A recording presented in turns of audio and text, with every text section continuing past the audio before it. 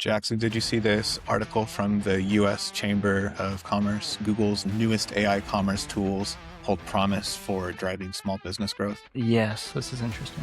Yeah. So Google has the Google Shopping page. Whenever you look for a product or you Google something, there's the shopping tab, and sometimes you get products on the top of the page that Google is suggesting, and merchants, e-commerce businesses can send a feed to Google to update them on all of their products, and it makes it super streamlined. And they already have some purchasing through Google, so you don't even have to go to the merchant site. And now Google is implementing that into AI, their AI tools. So kind of like how we spoke last week with this, there's B2B, B2C, and now there's B2AI. That's going to be everywhere that people are searching for products, whether it's ChatGPT or Google in this case. And so these consumer-facing applications are just going to make it easier and easier for people to buy stuff from small businesses. Hopefully, at least the businesses that can get their products on here. I know from my experience in e-commerce,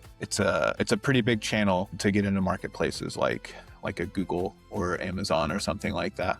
And so I'm excited to see that Google's always tried to say they're trying to push smaller business. And I like to believe that is true. But what are your thoughts on this with Google creating more AI shopping tools for consumers? Yeah, I mean, this is obviously where it's going. Everyone's going to have to do this to some extent. So is that going to be like if you Google something, you get the AI overview? Is there going to be the shopping embedded directly into that overview? Is that kind of what you're thinking this looks like?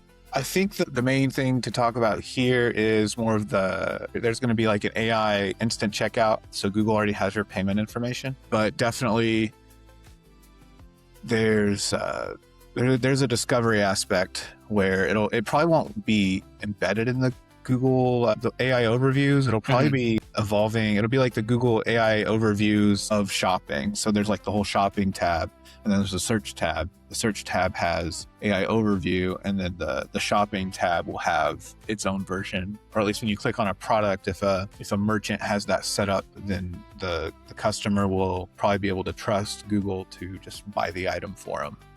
I'm looking for XYZ, and then let Google give you 3 choices because it's already done some digging for you. And then, would you like to buy this? Yes. And then it goes. And so the UI of applications is just going to completely change. It's going to be interesting to see how they work this into the UI and what the experience is going to be like for the customer. Yeah, definitely. This is interesting. It says these agents can offer discounts and deals to shoppers at the exact moment when it might convince them to buy the product. That kind of has me thinking like maybe the future, like negotiating prices is back on the table to an extent. Yeah. I feel like right now this is the price, you buy it or not. But if you could, trick an AI into giving you more discounts, or not even trick it, but just negotiate the price down through an agent. Yeah.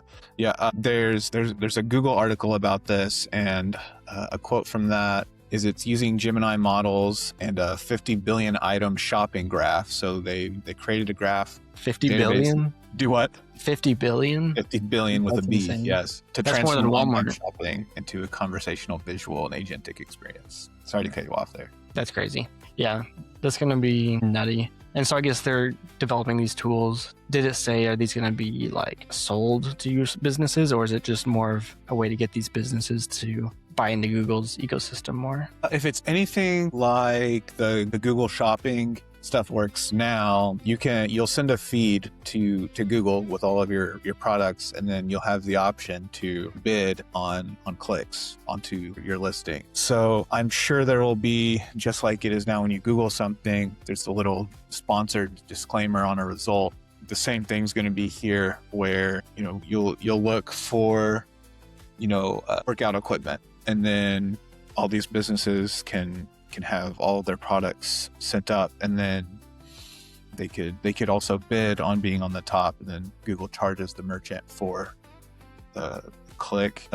Also the really nice thing, and this is already in Google's local service ads, where you don't pay for the click, you pay for the actual customer. And so you don't pay Google until you've closed a customer. And so if the purchase is through Google, they can already track purchases now with like pixels and sending data back to Google. But I'd like to see a world, and this would be a lot better for small businesses, where you aren't paying for the click, but you're paying for the purchase. Yeah. And so then that makes it very clear, like we were talking about with a similar topic last week, if a business understands the lifetime value of a customer, they'll be able to understand how much they can lose on an initial sale or how much profit they need from an initial sale.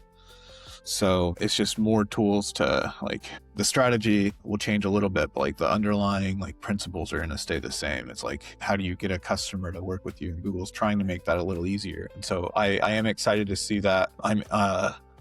It's going to make it a little easier for crappier products to get on the, like, it's not, I do believe the best products will win, but I think sometimes the best marketing gets through.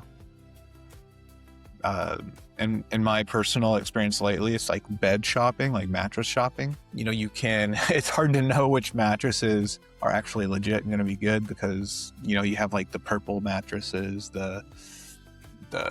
what is the other? It's like like cubes or something, right? Yeah, and there's 8 Sleep, like the smart bed. It's hard to know if the product's legit versus they just have really, really good marketing. Yeah. And so I think big purchases, we aren't going to trust with AI as much unless the AI is quoting, third party things like a podcast or something, or a review on YouTube. But I think the people are still going to want to watch those videos. I know whenever I am shopping, I highly value videos of the product before I buy it. So with some products, there's still going to be some work to be done on the consumer side, but discovery of products will be a little easier, and the checkout experience will be easier because it's just one more place that your payment info is already in. Yeah. Like, you got Apple Pay, you can do one-click checkout with Amazon. Google has that to an extent. Now it's going to get a little one prompt purchase, essentially. You can just one-shot it. It's like, order me a new more toothpaste, reorder this toothpaste, or hey, something that's not as specific. Like, I need Swiffer heads for my Swiffer thing. Yeah. It knows how to find where to ask the right questions so that it can buy the right ones. Yeah. I'm really curious on how like it ends up if people just let it one shot it and go buy something. Because I feel like when I'm shopping, I'm compare prices against like 3 or 4 different brands of the same item that I want. So I don't know when will I trust AI to just go get me the best deal and not think, is it just going to go with, whichever company it decides to go with? Yeah. I think that there's some purchases like that won't matter. Like if you want some candles or something, I'm just thinking that because I have a candle right here, but it's like not much of a candle stickler, but I do like candles. They smell nice. And it's like, oh, we have one more candle left. It's like, hey, go find me a 5-pack of candles for under $20 or something like that. Okay, so I guess you're setting, like, you would be giving it the price. Yeah, I think the prompt, it's like, hey, go find me, like something that's not super specific on the specifications, but you're just like more like commodities, price sensitive. Order me some Charmin 2-ply toilet paper or something like that. And because there's things you don't care about the price of too much because it's just something you use every day, and then there's some things you do care more about, and it's probably more the things you are going to buy for the first time that you're a little more price sensitive on. Yeah. Like if I was buying a new camera, it's a new experience for me because I'm not a big camera person, but be like, get me the best like 4K camera you can for $500, and it would hopefully give me some options. I would watch some videos on it, and then I'd be able to purchase through there. But yeah, I think it's going to take some time to really iron out what it looks like, this agentic shopping experience. Yeah, definitely. I know a big part of it's still going to be that like last step to have the human verify the purchase before it actually goes through. We'll see how long that is, the standard, and then when we shift to just letting the robots go through the whole purchasing process. Yeah.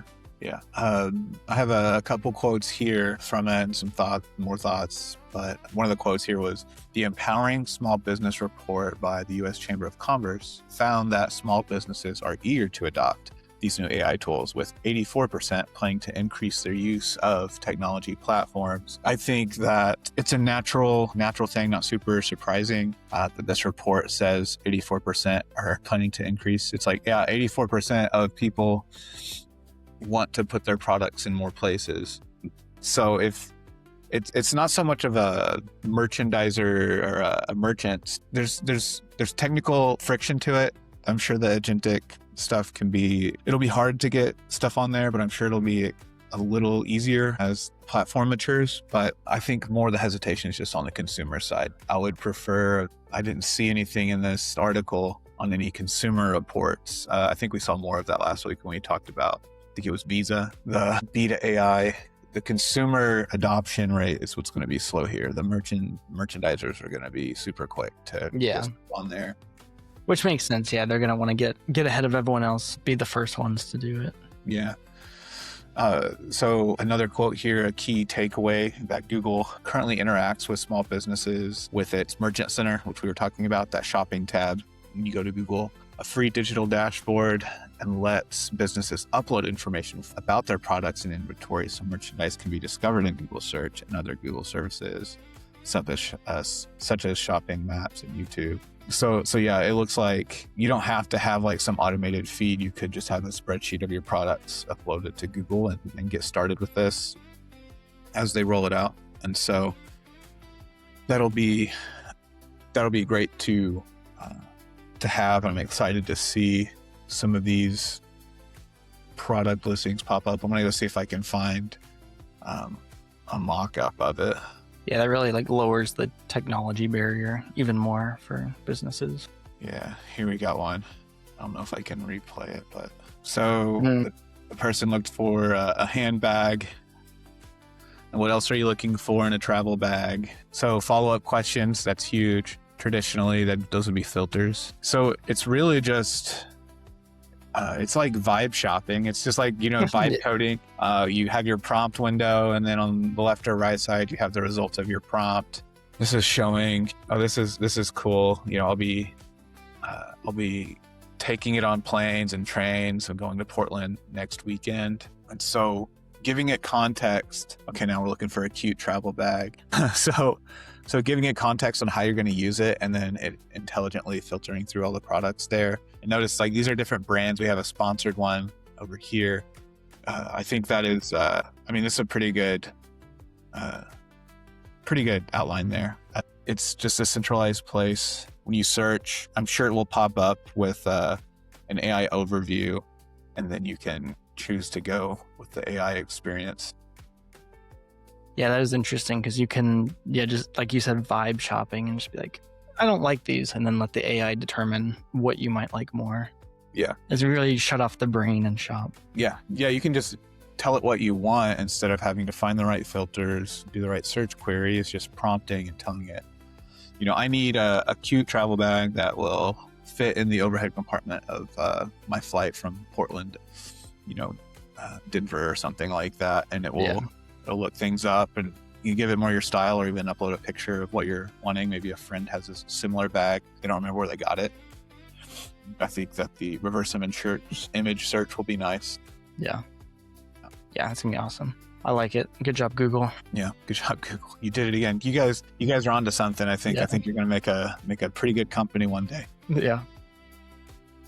Sweet. Well, that is all for today. Thank you for tuning in for another episode of Infacto Daily. If you're a small business owner and you're looking to see how to implement AI in your business, maybe you're trying to increase productivity without increasing headcount, maybe you're trying to increase lead flow or increase marketing operations, go to infactodigital.com and you can sign up for our free AI for Small Business webinar, where we go through case studies and real life stories of people using AI to improve their sales and operations. And if you would like these episodes put into writing and get those delivered to your email every day, every morning, you can also sign up for our Infacto Daily newsletter at infactodigital.com. So go check that out, and I'll see everybody tomorrow. See you, Jackson. See ya.